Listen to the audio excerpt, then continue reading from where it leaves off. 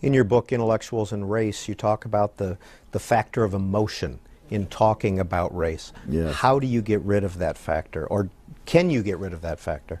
You can, to a great extent, as a practical matter. One of the things I've noticed is that in many countries around the world, people of different races can get along together, sometimes even live as neighbors for decades or even generations. And yet, when the right demagogue comes along, he can turn them against each other, and they can be at each other's throats.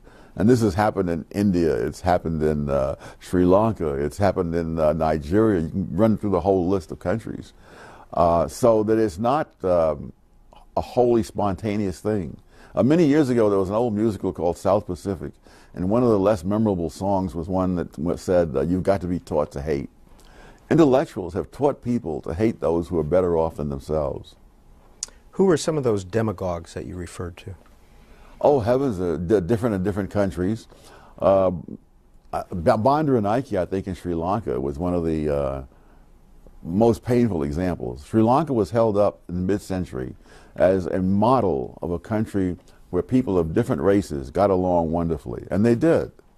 They had the educated members of these two different groups, the Sinhalese and the Tamils, lived in the same neighborhoods, even though they had different religions. Each would attend holiday services at the other person's house of worship and so on.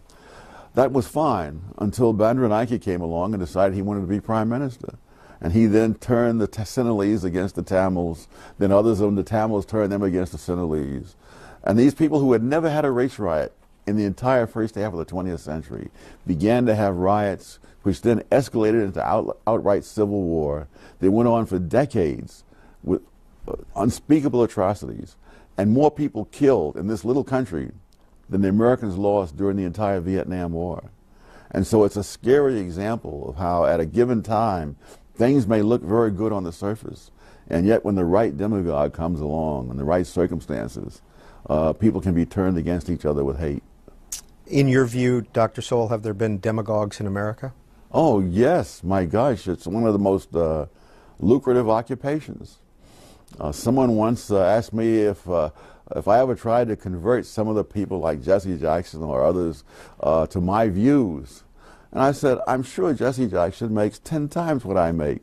How do you convince a man to reduce his income by 90%?